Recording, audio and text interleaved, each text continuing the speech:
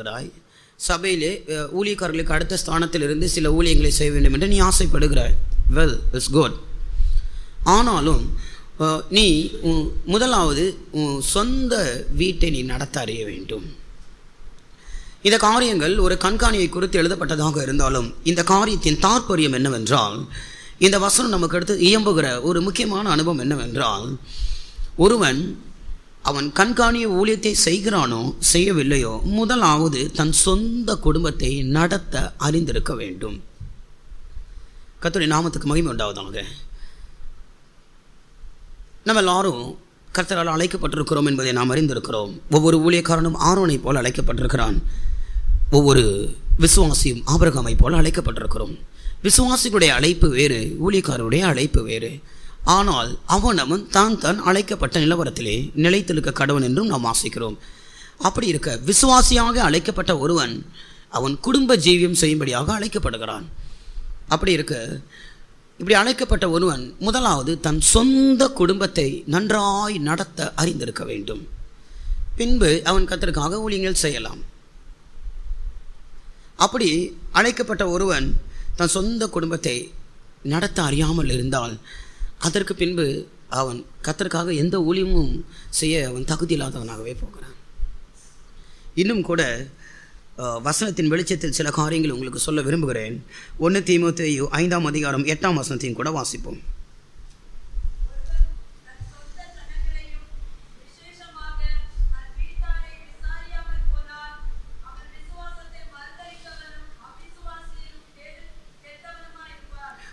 இங்கே விசேஷமாக தன் சொந்த வீட்டை அவன் விசாரியாமல் போனால்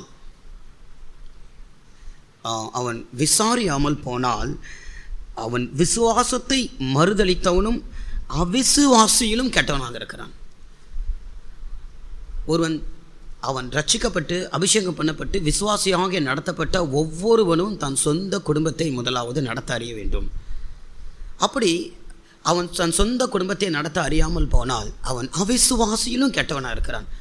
ரட்சிக்கப்பட்டு அபிஷேகம் பண்ணப்படுகிற அவனை பார்க்கிலும் அல்லது ரட்சிக்கப்படாத முழுவதும் பாவத்தில் ஊறி இருக்கிற அவிசுவாசி கிறிஸ்துவை மறுதலிக்கக்கூடிய ஒருவனை பார்க்கிலும் அவன் கெட்டவனாகவே மாறுகிறான். இந்த 2 வசனத்திலிருந்து சொல்லப்பட்டிருக்கிறது ஒருவன் இப்படி சொல்லப்படுவதினால் இது சகோதரிகளை குறித்து சொல்லப்பட்ட ஒரு காரியம் அல்ல. விசுவாசிகளாகிய சகோதரர்களுக்கு குறித்து அவன் என்று சொல்லப்பட்டபடினால் இது விசுவாசிகளாகிய சகோதரர்களுக்கு குறித்து சொல்லப்பட்ட ஒரு காரியமாக இருக்கிறது. அப்படி இருக்க ரட்சிக்கப்பட்டு அபிஷேகம் பண்ணப்பட்டு குடும்ப ஜீவியம் செய்யக்கூடிய ஒவ்வொரு சகோதரனும் தன் சொந்த குடும்பத்தை நன்றாய் நடத்த அவன் பழகி கொள்ள வேண்டும். அப்படி ஒரு விசுவாசியாக அழைக்கப்பட்ட ஒரு சகோதரன் தன் குடும்பத்தை நடத்த பழகாவிட்டால் அவன் அவிசுவாசியிலும் கெட்டவனாக இருக்கிறான்.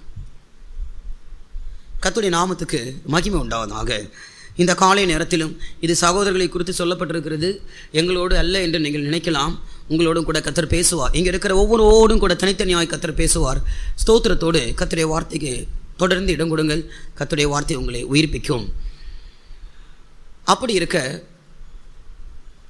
விசுவாசியாகிய ஒரு சகோதரன் தன் சொந்த குடும்பத்தை நன்றாய் நடத்த பழக வேண்டும். சொந்த குடும்பத்தை நடத்துகிறது என்று சொன்னால் அதோடைய அர்த்தம் என்ன? 2 பகுதியாக இதை நான் பிரித்து சொல்லுகிறேன். இவன் நடத்த வேண்டும். he has to lead. அவன் நடத்த வேண்டும். ஒரு மேய்ப்பன் தன் ஆடுகளை எப்படி நடத்தி கொண்டு போகிறானோ, ஒரு ஊழியக்காரன் தன்னுடைய சபை எப்படி நடத்தி கொண்டு போகிறானோ, அதே போல தன் சொந்த குடும்பத்தை அவன் நடத்த வேண்டும். சொந்த குடும்பத்தை நடத்துகிற அனுபவம் என்பது 2 பகுதிகளாக நான் சொல்லுகிறேன். முதலாவது அவன் தன் மனைவியை நடத்த வேண்டும். 2வது தன்னுடைய பிள்ளைகளை அவன் நடத்த வேண்டும். தன் சொந்த குடும்பத்தை நடத்துகிறது என்பதோட அர்த்தம் தன்னுடைய சொந்த மனைவியை அவன் நடத்த வேண்டும். பின்பு தன்னுடைய சொந்த பிள்ளைகளை அவன் நன்றாய் நடத்த அறிய வேண்டும். ஒரு விசுவாசியாகிய ஒரு சகோதரன், திருமணம் செய்த ஒருவன் தன்னுடைய மனைவியையோ தன்னுடைய பிள்ளைகளையோ நடத்த தவறினால் அவன் அவிசுவாசியிலும் மோசமானவனாய் சத்தியத்தை மறுதலித்தவனாக மாறுகிறான்.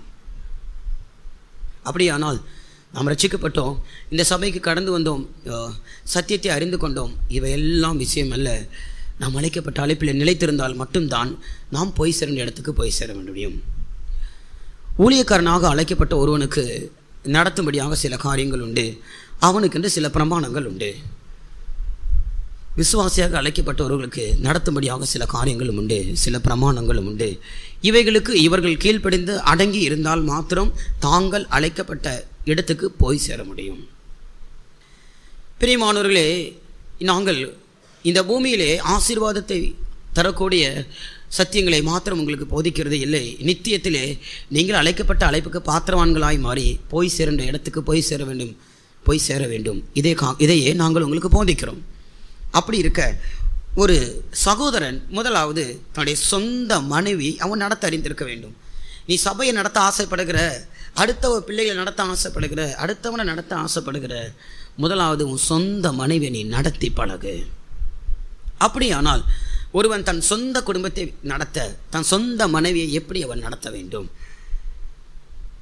முதலாவது ஒருவன் தன் சொந்த மனைவியை எபேசியர் 5ஆம் அதிகாரம் 28ஆம் வசனத்தில் வாசிக்கிறோம். தன்னுடைய சொந்த மனைவியை தன்னுடைய சொந்த சரீரமாக பாவித்து தன்னுடைய சொந்த மனைவியை நடத்த வேண்டும்.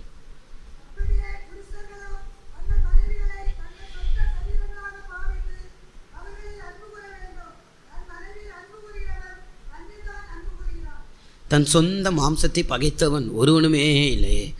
அப்படி இருக்க ஒரு மனைவியை நடத்த வேண்டிய ஒரு கணவன் தான் சொந்த சரீரத்தை போல நடத்த வேண்டும். உன் கண்ணுக்கு நீ துரோகம் பண்ணுவியா? உன்னுடைய கைக்கு நீ துரோகம் பண்ண முடியுமா? நமக்கு கைகள் உண்டு, கால்கள் உண்டு. நம்முடைய கைகளே நாம் கீறிக்கொண்டு, நம்முடைய கைகளை நாம் வேதனைப்படுத்தி கொண்டு துக்கப்படுத்தி கொண்டு இருக்க முடியாது. காரணம், இது என்னுடைய கை, இது என்னுடைய கால். நீ எவ்வளவு ஜாக்கிரதையாய் உன்னுடைய கையையும் உன்னுடைய கை கால்களையும் உன்னுடைய சரீரத்தை நீ பாதுகாக்கிறாயோ. பசி எடுக்குது என்பது தெரியும் போது நேரத்துக்கு சாப்பிடுகிறோம், தூக்கம் வருது என்று சொல்லும்போது நேரத்துக்கு தூங்குகிறோம். இப்படியாக ஏற்ற நேரத்தில் நம்முடைய சொந்த சரீரத்தை நாம் எப்படி பாவித்து நடத்துகிறோமோ அதே போல உன்னுடைய சொந்த மனைவி இடத்திலும் நீ அன்பு கூர்ந்து அவளை நடத்த வேண்டும். உன் சொந்த சரீரமாக நீ பாவித்து உன்னுடைய மனைவியை நீ நடத்த வேண்டும். கர்த்தருடைய நாமத்துக்கு மகிமை உண்டாவதாக. ஒருவன் தன் சொந்த குடும்பத்தை நடத்த அறியாதிருந்தால் அவன் அவிசுவாசியிலும் கெட்டவனாக மாறுகிறான். உன் சொந்த மனைவியை நீ எப்படி நடத்த வேண்டும் என்பது இன்றைக்கு ஆவியாளர் உனக்கு போதிக்கிறார். நீ உன் சொந்த மனைவியை அன்பு கூர்ந்து நடத்த வேண்டும். முதலாவது உன் சொந்த சரீரமாக பாவித்து அன்பு கூற வேண்டும். இது நிமித்தமே புருஷனானவன் தன் தாயையும் தகப்பனையும் விட்டு தன் மனைவியோடு கூட இசைந்திருப்பான், அவர்கள் இருவரும் ஒரே மாம்சமாக இருப்பார்கள் என்று நாம் வாசிக்கிறோம். திருமணம் செய்த பின்பு அவர்கள் இருவரும் ஒரே மாம்சமாக ஒரே சரீரமாக மாறுகிறார்கள்.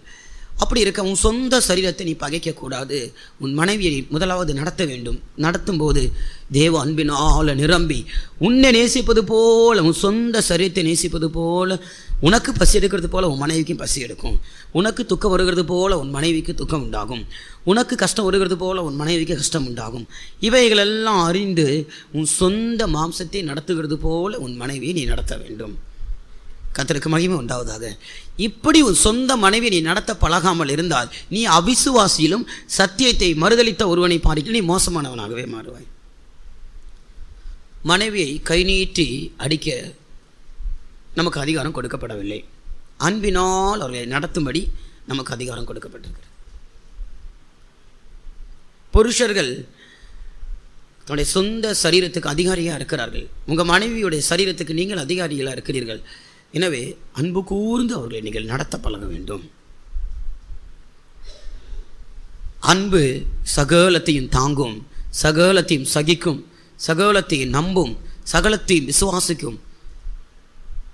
தாங்கி சுமந்து சகித்து பொறுத்து நீங்கள் அவர்களை நடத்த வேண்டும். இதை குறித்து நாம் 1 கொரிந்தியரில் வாசிக்கிறோமே, அன்பினுடைய அத்தனை சுபாவங்களும் நிறைந்து தான் நீ உன் சொந்த மனைவியை நீ நடத்த வேண்டும். அப்படி நீ நடத்த தவறினால் நீ அவிசுவாசியிலும் சத்தியத்தை மறுதலித்த ஒருவனையிலும் மோசமானவனாகவே நீ மாறுவாய். வாசிங்க இந்த வசனத்தை. அன்பு சகலத்தையும் தாங்கும். வசனம் சொல்லி வாசிங்க. 1 கொரிந்தியர் 13:7.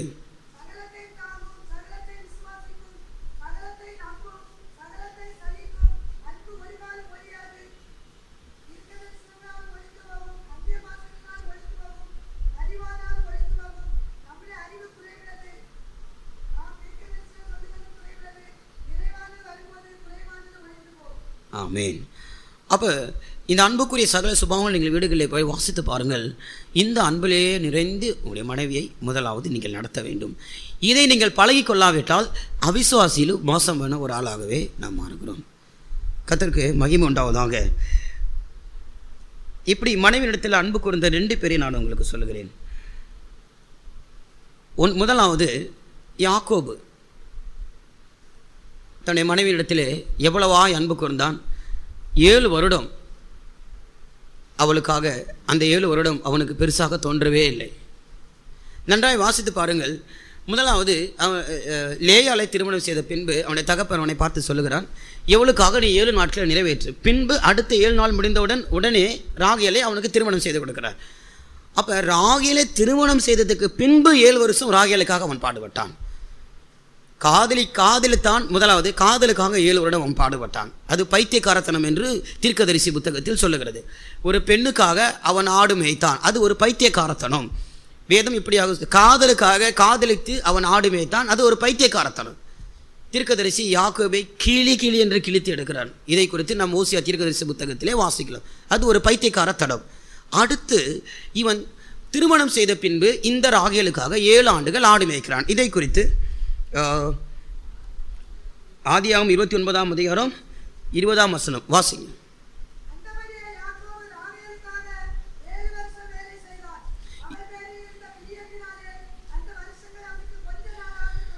இப்போ அவன் காதலி மேல் வைத்த பிரியம் அல்ல, தன் மனைவி மேல் வைத்திருந்த பிரியம். அந்த மனைவி மேல் அவன் வைத்திருந்த பிரியத்தின் நிமித்தம் அந்த காலம் கொஞ்ச காலமாகவே அவனுக்கு தெரிந்தது. இப்படி இருக்க புருஷர்களே, உங்களோட சொந்த மனைவியை உங்களோட சொந்த சரீரத்தை போல பாவித்து அவர்களை நடத்தி அவர்களிடத்தில் அன்பு கூறுங்கள். உங்களுக்கு இருக்கிற இந்த கஷ்டங்கள் உபத்திரவத்தின் காலம் கொஞ்ச காலம் போல தோன்றி மறையும். 2வது ஒருவனை குறித்து கூட சொல்லுகிறேன். அவன் ஈசாக்கு. ஆதியாகமம் 24ஆம் அதிகாரம் 67ஆம் வசனத்தில் அதை குறித்து வாசிக்கிறோம். அவளை தனக்கு மனைவியாக்கி கொண்டு அவளை நேசித்தான். அதுதான் திருமணத்துக்கு பின்பு தேவ சித்தத்தின்படி ஒரு வாழ்க்கை துணை உண்டாகி அந்த வாழ்க்கை துணையை கர்த்தர் தந்த வாழ்க்கை துணை என்று விசுவாசித்து அவளை நேசிக்கக்கூடிய ஒரு அனுபவம் இந்த ஈசாக்குடைய வாழ்க்கையிலே காணப்பட்டது. வாசிங்க.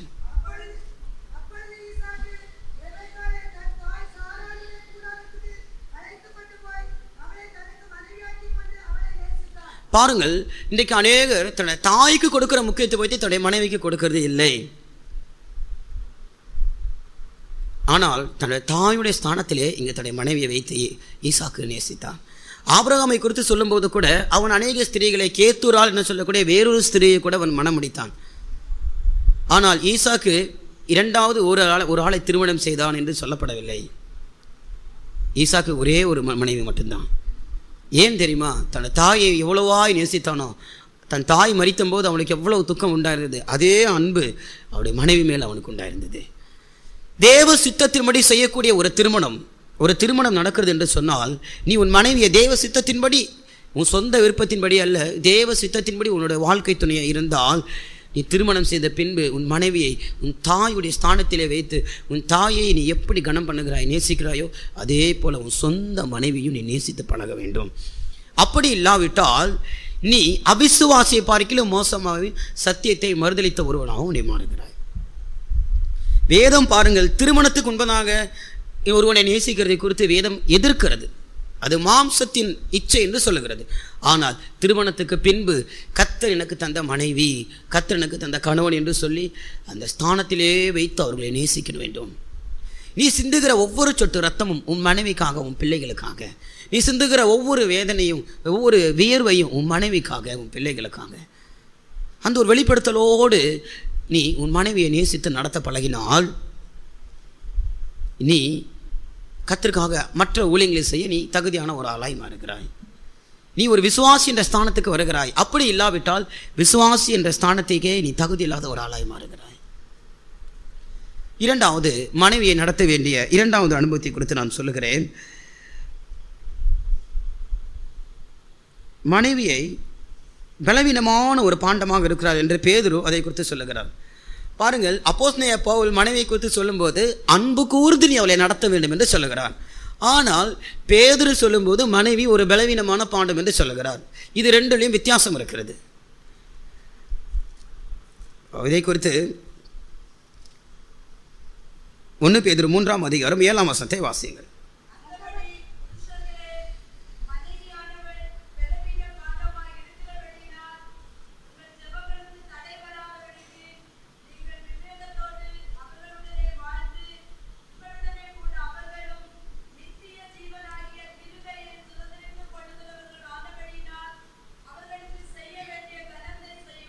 பாருங்கள், இங்கே மனைவியானவள் பலவீனமான ஒரு பாண்டம், அவளை நீ எப்படி நடத்த வேண்டும் என்றால் விவேகத்தோடு நீ அவளை நடத்த வேண்டும். உன் மனைவியை நீ நடத்த வேண்டுமே ஆனால் உனக்கு நல்ல ஒரு விவேகம் வேண்டும். ஒருவன் தன் சொந்த குடும்பத்தை நடத்த அறியாதிருந்தால் அவன் அவிசுவாசியும் சத்தியத்தை மறுதளித்தனுமா இருக்கிறான். அப்போ நீ உன் மனைவியை நடத்தணும். You have to lead your wife. எப்படி நடத்தணும்? அப்போஸ்தலன் பவுல் சொல்லுகிறார், நீ அன்பு கூர்ந்து உன் மனைவியை நடத்து. ஆனால் இங்கே பேதுரு சொல்லுகிறார், விவேகத்தோடு நடத்து. ரெண்டுக்கு இருக்கிற வித்தியாசத்தை நான் சொல்லுகிறேன், கொஞ்சம் கவனமாக கேளுங்கள். இங்கே அப்போஸ்தலனாகிய பவுல் உன் மனைவியிடத்தில் அன்பு கூர்ந்து அவளை நடத்துன்னு சொல்லுகிறான். காரணம், அவன் திருமணம் செய்தால் மனைவி எப்படிப்பட்டவள் என்பது குறித்து அவனுக்கு தெரியாது. ஒரே வார்த்தையில் சொல்லி முடித்து விட்டான், அன்பு கூர்ந்து அவளை நடத்து. ஆனால் பேதுரு திருமணம் செய்தவர், மனைவியோடு கூட வாழ்க்கையை நடத்தினவர். அதனால தான் பேதுரு அனுபவத்திலிருந்து சொல்லுகிறார், நீ அவளை விவேகத்தோடு நடத்து, இல்லாவிட்டால் அவளை உன்னால் நடத்த முடியாது. வித்தியாசம் பாருங்கள். கர்த்தருடைய ஆவியானவர் காரியங்களை எப்படி எல்லாம் கூட்டி சேர்த்து நம்முடைய ஜீவியத்துக்காக போதிக்கிறார் என்று பாருங்கள். மனைவியோடு கூட வாழ்ந்து பார்த்தவனுக்கு தான் தெரியும் மனைவியை நடத்துறது எப்படிப்பட்ட ஒரு விசேஷமான அனுபவம் என்று. இவன் மனைவியோடு கூட இருக்கவில்லை, இவன் திருமணம் செய்யவில்லை. அப்போஸ்தலன் பவுல் எழுதுகிறார், எபேசு பண்டத்துக்கு எழுதும்போது, உங்களுடைய மனைவிக்கு அன்பு கூர்ந்து அவளை நடத்து. ஆனால் பேதுரு எழுதும்போது, விவேகத்தோடு நீ அவளை வாழ்க்கையை நடத்து, நீ அவளோடு கூட ஜீவிக்கணும். இல்லாவிட்டால் நீ உன் மனைவியை விவேகம் இல்லாமல் உன் மனைவியை நடத்த துவங்கினால் உன்னுடைய ஜப ஜீவியம் தடைப்பட்டு போகும், ஆவிக்குரிய ஜீவியம் அடிப்படும். பாருங்கள், அனுபவசாலியாகிய பேதுரு எப்படி எழுதுகிறார். இங்கு திருமணம் செய்தவர்களும் உண்டு, திருமணம் ஆகாதவர்களும் கூட உண்டு. வேத வசனம் எல்லாரையும் உணர்த்தும்படியாக இந்த காலை வேளையை நம்ம மத்தியில் வெளிப்படுகிறது. கொஞ்சம் நீங்கள் கவனமாக செவி கொடுங்கள். இந்த கூட்டத்தின் முடிவுக்குள்ளே கர்த்தர் உங்களுக்கு ஒரு நல்ல தெளிவை உண்டாக்குவார். அநேகர் குடும்பம் நடத்துகிறார்கள், கல்யாணம் செய்து கொள்கிறார்கள், ஆனால் குடும்பம் நடத்த தெரிகிறதில்லை. புருஷன்மார்கள் இருக்கிற வேண்டிய இடத்துல இல்லை. இன்றைக்கு குடும்பங்கள் சீர்கெட்டு போகிறது. ஆவிக்குரிய வேஷத்தை தரித்து பக்தி இல்லாத ஒரு குடும்பமாக நிற்கிறதுக்கு காரணம், சொந்த குடும்பத்தை நடத்த தெரியாத கணவன்மார்கள் சபையிலே உண்டு. நான் இன்றைக்கு இந்த வாரம் பிரசங்கத்துக்காக வேறொரு காரியத்தை எடுத்து பிரசங்கத்தை நான் முன்பதாக ரெடி பண்ணி வைத்து விட்டேன். நான் தூத்தர் கன்வென்ஷன் போகும்போது கர்த்தர் என்னோட ஒரு வசனம் தந்தார். அந்த வசனத்தை வைத்து பிரசங்கத்தை ரெடி பண்ணி வைத்து விட்டேன். ஆனாலும் ஆவியானவர் சொன்னார், நீ இதை பேசக்கூடாது, இன்றைக்கு இதைத்தான் பேசணும். சபைக்கு அத்தியாவசியமாக ஒரு காரியத்தை ஆவியானவர் உணர்த்த விரும்புகிறார். இன்றைக்கு அநேக கணவன்மார்கள் இருக்க வேண்டிய ஸ்தானத்தில் இல்லாத நிமித்தம் குடும்பங்கள் பக்தி விருத்தி அடையாமல் போகிறது. நீ அப்படி செய்தால் முழு குடும்பமும் சீர்கெட்டு போகும். அதனால தான் வசனம் தெளிவாக சொல்லுகிறது, நான் சொந்த குடும்பத்தை நடத்தாமல் போன நீ அவிசுவாசியில மோசமானவனா போவேன், சத்தியத்தை மறுதளிச்ச ஒருத்தனை போல மாறுவேன். இமேனியமும் அலெக்சாந்தரும் சத்தியத்தை மறுதளித்தார்கள், நீ அவர்களை போல ஒருவனா மாறுவேன். காரணம், உன் முழு குடும்பமும் நித்திய ஜீவனுக்கு அந்நியராய் மாறி போவார்கள். நீ சரியாக உன் குடும்பத்தை நடத்தலைன்னா உன் முழு குடும்பமும் நரகத்துக்கு போகும். அப்போ நீ சத்தியத்தை மறுதளித்த அவிசுவாசியை போல மாறுவேன். எனவே கணவன்மார்கள் நன்றாய் விளங்கிக் கொள்ளுங்கள், உன் சொந்த குடும்பத்தை நன்றாய் நடத்த பழகிக் கொள்ள வேண்டும். மனைவியை நடத்த வேண்டிய இரண்டாவது ஒரு அனுபவத்தை குறித்து சொல்லுகிறேன். அது விவேகம். விவேகம் இல்லாமல் நம் மனைவியை நடத்தக்கூடாது. விவேகம் என்றால் என்ன? விவேகத்துக்கு 2 அர்த்தங்கள் கொடுக்கப்பட்டிருக்கிறது வேதத்திலே. ஒன்று ப்ரொடன்ட் என்று சொல்லப்பட்டிருக்கிறது. ப்ரொடன்ட், PRUDENT, ப்ரொடன்ட், விவேகி. அடுத்து இன்னொரு அர்த்தம் கூட சொல்லப்பட்டிருக்கிறது, கிளவர் பர்சன் என்று கூட அதுக்கு இன்னொரு அர்த்தம் இருக்கிறது. கிளவர் பர்சன், ஞானம் உள்ளவர்கள் அல்லது நல்ல புத்தி உள்ளவர்கள், இவர்கள் தான் விவேகி. அப்போ நீ மனைவியை நடத்த வேண்டுமே ஆனால் விவேகத்தோடு நடத்த வேண்டும். காரணம், உன் மனைவி பலவீனமான பாண்டம். பொதுவாகவே சகோதரிகள் என்று சொன்னால் அவர்கள் பலவீனமான பாண்டம் என்று முழு வேதமும் நமக்கு தெளிவாக சொல்லுகிறது. இதை எத்தனை சகோதரிகள் ஏற்றுக்கொள்ளுகிறோமோ ஏற்றுக்கொள்ளவில்லையோ, சத்தியத்தை நாங்கள் உங்களுக்கு அறிவிக்கிறோம். சகோதரி அவள் ஒரு பலவீனமான பாண்டம். எனவே உன் மனைவியை நீ தாயாகவும் உன் சொந்த சகோதரியாகவும் நடத்த வேண்டும். அப்படி நீ நடத்தும் போது அந்த பலவீனமான பாண்டத்தை நீ விவேகத்தோடு நடத்தாவிட்டால் உன் சொந்த குடும்பத்தை ஒன்று நடத்த முடியாது. ஒரு முட்டையை கையில் எடுத்து வைத்திருக்கிறோம். இந்த கையில் இருக்க முட்டையை ரொம்ப அப்படி ஃப்ரீயாக விட்டால் கீழே விழுந்து உடஞ்சிடும். ரொம்ப இறுக்கி பிடிச்சா கையிலேயே உடஞ்சி போகும். இப்படி போல தான் அந்த முட்டை ஓடு எவ்வளோ வீக்காக இருக்குது பாருங்கள். உன் கையில் தான் முட்டை இருக்கணும். இந்த முட்டையை எடுத்துக்கொண்டு தான் நீ ஓடணும். அப்போ இறுக்கி பிடிச்சா கையிலேயே உடஞ்சி போகும். கொஞ்சம் லூஸாக விட்டால் கீழே விழுந்து உடஞ்சி போகும். இதுதான் ஒரு பலவீனமான ஒரு அனுபவம். இப்படிப்பட்ட ஒரு மனைவியுடைய புருஷர்கள் விளங்கி கொள்ளுங்கள். ஸ்திரீகள் பலவீனமான பாண்டமாக இருக்கிறபடினால் விவேகத்தோடு நாம் நடத்த பழக வேண்டும். பிரியமானவர்களே, நாங்கள் திருமணம் செய்து இதை குறித்து பேசுகிறதில்லை. எங்களுக்குள்ள இருக்கிற ஆவியானவர் இவைகளை எங்களுக்கு வெளிப்படுத்தி உணர்த்துகிறபடினால் நாங்கள் உங்களுக்கு சொல்லுகிறோம். இது சொந்த வாழ்க்கையில் இன்றைக்கு ஆவியானவர் உங்களோடு கூட பேசுவார். நீங்கள் நடந்து போய் கொண்டிருக்கிற அனுபவமும் இதெல்லாம் என் வாழ்க்கையில் நடந்தது, இதெல்லாம் நான் கடந்து போனேன், உண்மைதான் என்று சொல்லுகிற அளவுக்கு ஆவியானவர் உங்களோடு கூட பேசுவார். அப்போஸ்தலனாகிய பவுல் திருமணம் செய்யாதவன் தான், ஆனாலும் அவன் சில காரியங்களை அடித்தும் திருத்தமாக சொல்லியிருக்கிறார். அது ஆவியானுடைய ஏவுதலால் சொல்லியிருக்கிறார். ஆவியானவர் சகலத்தையும் அறிந்து பேசி கொண்டிருக்கிறார். நீங்கள் ஜாக்கிரதையாய் செவி கொடுங்கள். கண்டிப்பாக உங்கள் குடும்பத்துக்கு ஏற்ற ஒரு காரியத்தை இன்றைக்கு ஆவியானவர் சொல்லித் தருவார். அப்படி இருக்க நீ விவேகத்தோடு உன் மனைவியை நடத்த வேண்டுமேயானால் 5 காரியங்கள் ஒரு விவேகிக்கு அவசியமாக இருக்கிறது. விவேகியை குறித்து நான் ஒரு 5 காரியத்தை சொல்கிறேன். முதலாவது, விவேகி என்ன செய்ய வேண்டும்? நீதிமொழிகள் 12ஆம் அதிகாரம் 16ஆம் வசனத்தில் வாசிக்கும்போது நான் சீக்கிரமாக முடிக்க விரும்புகிறேன். வசனத்தை குறித்து கொள்ளுங்கள். நீதிமொழிகள் 12ஆம் அதிகாரம் 16ஆம் வசனத்தில் விவேகி லச்சையை மூடுகிறான். முதலாவது, நீ உன் மனைவியை நடத்த வேண்டுமே ஆனால் அவள் பலவீனமான பாண்டமாக இருக்கிறபடினால் சில லச்சையான காரியங்களை நீ மூடி மறைக்க வேண்டும். விவேகத்தோடு நீ குடும்பம் நடத்த வேண்டுமே ஆனால், உன் மனைவியை நடத்த வேண்டுமே ஆனால், உன் மனைவியுடைய குறையை எக்காரணம் கொண்டு உன் தாயிடத்திலே உன் தகப்பனிடத்திலே சொல்லக்கூடாது. லட்சையை நீ மறைக்க வேண்டும். உன் தாயின் தகப்பன் உனக்கு அவசியம். அதே போல் உன் தாயின் தகப்பனும் விளங்கிக் கொள்ளுங்கள். ஒரு தாயுடைய வயிற்றில் நீ 10 மாதம் இருந்துட்டு வந்துட்ட, ஆனால் அவ்வளோதான் உனக்கும் உன் தாய்க்கும். ஆனால் உன் மனைவி உன் சொந்த சரீரம். எனவே உன் மனைவியை குறித்து உன் தாயின் இடத்திலே உன் மனைவியுடைய குறையை நீ போய் சொல்லக்கூடாது. அப்படி இருந்தால் நீ விவேகத்தை இழந்து போவாய். உன் மனைவியை நடத்த முடியாது. உன் தாயிடத்திலே உன் மனைவியை நீ விட்டு கொடுக்கக்கூடாது. தாயை எந்த அளவுக்கு நேசிக்கிறியோ அதே போல் மனைவியை நேசிக்கணும். நீ தாயின் வயிற்றில் இருந்தது 10 மாதம் மட்டும்தான். ஆனால் இவ தான் உன் சாகிற வரைக்கும் உன்னுடைய சரீரம், உன் சொந்த சரீரம். உன் மனைவியுடைய பலவீனமான பாண்டமாக இருக்கிறபடினால் அவருடைய லட்சையை நீ மூடி மறைத்து பழக வேண்டும். அதுதான் ஒரு விவேகி செய்யக்கூடிய வேலை. விவேகத்தோடு நீ உன் மனைவியை நடத்த வேண்டுமேயானால் நீ உன் மனைவியுடைய லட்சையை மூடி மறைக்க வேண்டும். அப்படியானால் லட்சைனா அவமானத்தை உண்டாக்கக்கூடிய சில சுபாவங்கள் உன் மனைவிக்குள்ளே காணப்படும். அப்படி என்ன செய்யணும்? அதை மூடி மறைத்து நீ மற்றொரு இடத்துல விட்டு கொடுக்கக்கூடாது. தாயையே மனைவி இடத்துல விட்டு கொடுக்கக்கூடாது, மனைவியை தாய் இடத்துல விட்டு கொடுக்கக்கூடாது. அவள் உன் சரீரம் அல்லவா, உன்னை நம்பி வந்திருக்கல் அல்லவா, அவளை நீ விட்டு கொடுத்து உன் குடும்பத்தாரத்தில் விட்டு கொடுக்கலாமா? அநேகர் இந்த காரியத்தில் தவறுகிறார்கள். நான் சொந்த குடும்பத்தை நடத்த தெரியல, இவனுக்கெல்லாம் எதுக்கு கல்யாணம்? ஒருத்தனுக்கு தான் சொந்த குடும்பத்தை நடத்த தெரியாட்டா அவனுக்கு எதுக்கு கல்யாணம்? அவன் சன்னியாசியாக வாழடாமே. கல்யாணம் பண்ணக்கூடிய ஒவ்வொருவரும் விளங்கிக் கொள்ளுங்கள். ஊழியம் என்பது எவ்வளவு மேன்மையான ஒரு அனுபவமோ, ஊழியம் என்பது எவ்வளவு பரிசுத்தத்தோடும் ஞானத்தோடும் செய்யக்கூடிய ஒரு காரியமோ, அதே போல் கல்யாண வாழ்க்கை, விவாகம், அது யாவருக்குள்ளும் கனம் உள்ளது, அது பரிசுத்தம் உள்ளது. விவாக வாழ்க்கை அது பரிசுத்தத்தோடும் ஞானத்தோடும் கனத்தோடு வாழக்கூடிய ஒரு வாழ்க்கை. அப்படி இருக்க உன்னுடைய மனைவியுடைய குறையை ஒரு நாள் நீ உன்னுடைய தாயிடத்திலோ தகப்படத்திலே சொல்லக்கூடாது. கர்த்தருக்கு மகிமை உண்டாவதாக. அந்த லட்சையை நீ மூடி மறைத்தால் தான் உன் மனைவியை நடத்த முடியும். இரண்டாவது, ஒரு விவேகியுடைய அடுத்த காரியம் 14ஆம் அதிகாரம் 15ஆம் வசனத்தில் ஒருவன் விவேகியாக இருந்தால் தன் நடைகள் மேல் கவனமாக இருக்கிறான்.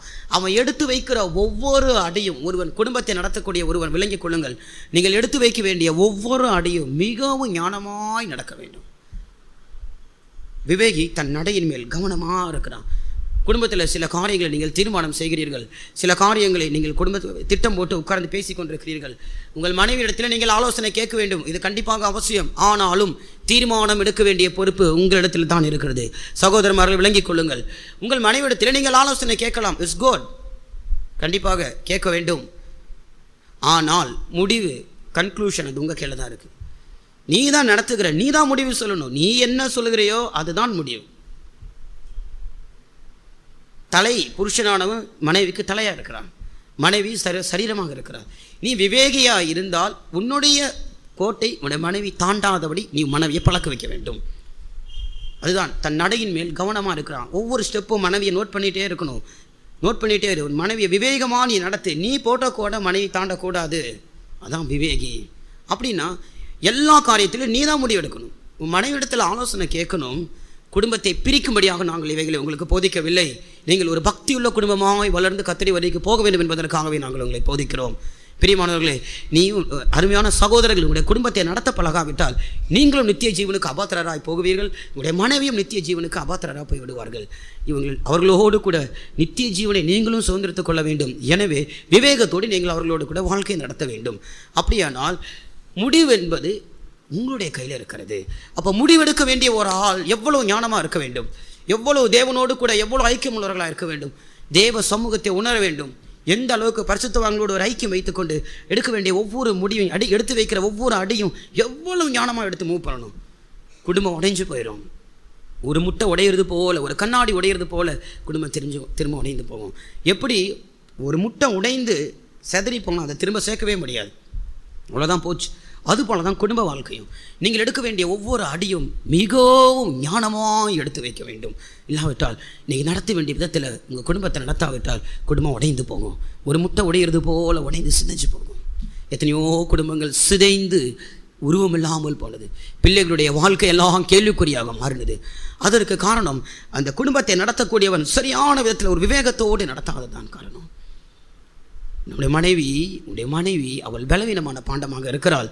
உனக்கு விவேகம் அவசியமாக இருக்கிறபடினால் விவேகத்தோடு நீ தான் எல்லா தீர்மானத்தை எடுக்க வேண்டும். எப்பொழுது இருந்து நீங்கள் விளங்கிக் கொள்ளுங்கள், மனைவிமார்கள் இந்த காரியங்கள் எல்லாம் நீங்கள் விளங்கி கொண்டு உங்கள் கணவன்மார்களுக்கு ஒத்துழைக்க வேண்டும். அப்படியானால் இன்றைக்கு இப்போ புதிதாக நீங்கள் திருமணம் செய்தாலும் இதுவரைக்கும் நீங்கள் நடத்த பழகாது இருந்தாலும் இந்த காரியங்கள் எல்லாம் நீங்கள் வசனத்தோடு ஆதாரத்தோடு குறித்து வைத்துக்கொண்டு உங்கள் மனைவிகளோடு கூட பேச வேண்டும். சத்தியத்தை தவிர தேவ சித்தம் இல்லாமல் நீங்கள் ஒன்று உங்கள் மனைவியை நீங்கள் தவறான விதத்தை நடத்திவிடக்கூடாது.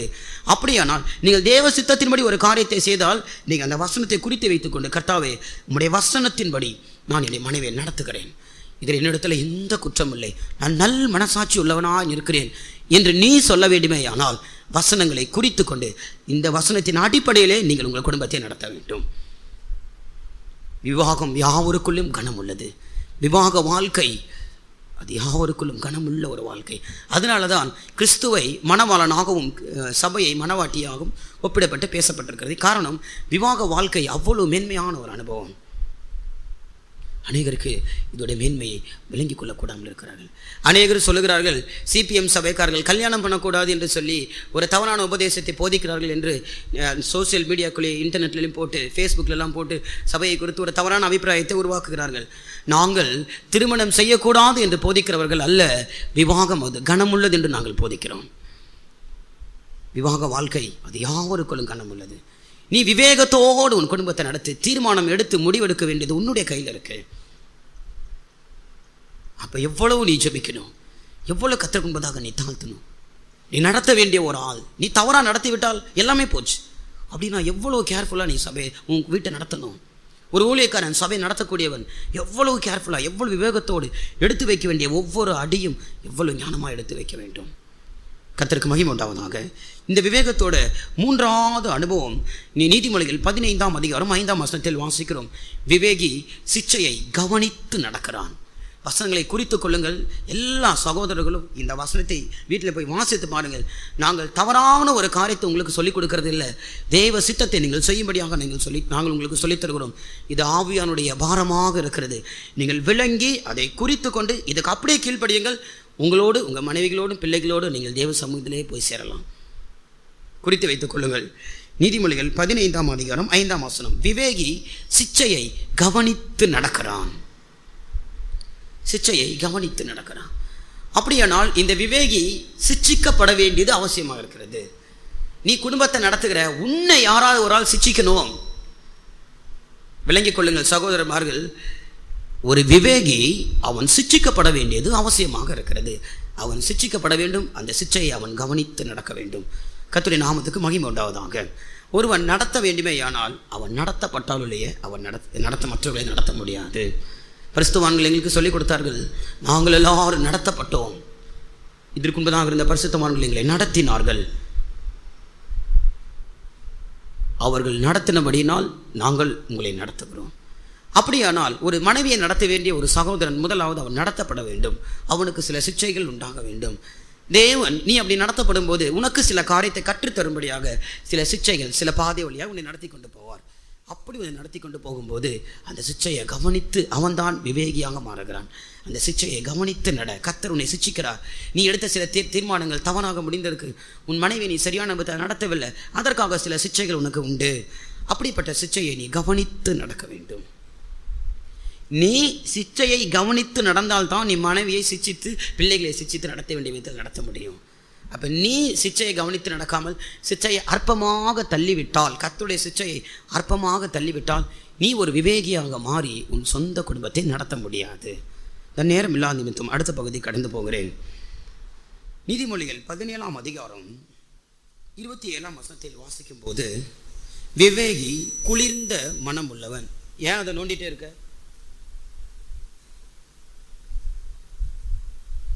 விவேகி குளிர்ந்த மனம் உள்ளவன் என்று சொல்லி வாசிக்கிறோம். குளிர்ந்த மனம் உள்ளவன் என்று சொன்னால் அவன் எப்போதும் இதயத்தில் சாந்தம் உள்ளவனாய், அமைதல் உள்ளவனாய், எப்போதும் அவனுக்குள்ள எந்த சூழ்நிலை வந்தாலும் பதறாமல் குளிர்ந்த அனுபவத்தோடு அப்படி போகிறான். குளிர்ந்த மனம், சரியா சொன்னான். அவன் ஒரு பக்குவப்பட்ட ஒரு மனுஷன். எந்த சூழ்நிலையிலையும் அவன் கோவப்பட்டு சூடாக மாட்டான். அவன் இருதயம் எப்போதும் ஒரு குளிர்ந்த நிலவரத்திலே இருக்கும். பதறி எதையும் செய்ய மாட்டான். அவன் தான் விவேகி. மூடன் பதறி பேசுகிறான், விவேகி பதறுகிறது இல்லை. நீ எந்த சூழ்நிலையும் பதறக்கூடாது. குடும்பத்தை நடத்தக்கூடிய ஒரு மனுஷன் பதறாமல் ஜீவிக்கணும். முதலாவது எந்த சந்தர்ப்பத்திலும் பதறக்கூடாது. பொறுமையாக அமைதல், சாந்தமாக கொஞ்ச நேரம் தேவ சமூகத்தில் போய் உட்காருங்க. சில காரியங்களை கேட்ட உடனே பயங்கரமாக கோபம் வருது, கேட்ட உடனே கோபம் வருது. அந்த மாதிரி நேரத்தில் பதறி போகாமல், பதறி ஒரு வார்த்தையும் பேசாமல் தேவ சமூகத்தில் பொறுமையாக போய் காத்திருங்கள். அந்த கோபமெல்லாம் தேவ சமூகத்தில் தணிந்து போகும், அந்த உக்கிரம் தணிந்து போகும். இதை குறித்து நம்ம நீதிமொழிகள் 19ஆம் அதிகாரம் 11ஆம் வசனத்தில் வாசிக்கும் போது, விவேகி கோபத்தை அடக்குகிறான். நம்ம கோபத்தை அடக்கி பழக வேண்டும். கோபத்தை அடக்கணும். நீ ஒரு மனைவியை நடத்த வேண்டுமே, ஆனால் நீ கோபத்தை அடக்கி பழகணும். இல்லாவிட்டால் மனைவியை நடத்த முடியாது. அந்த வசனத்தை வாசிங்கள். 19ஆம் அதிகாரம் 11ஆம் வசனம்.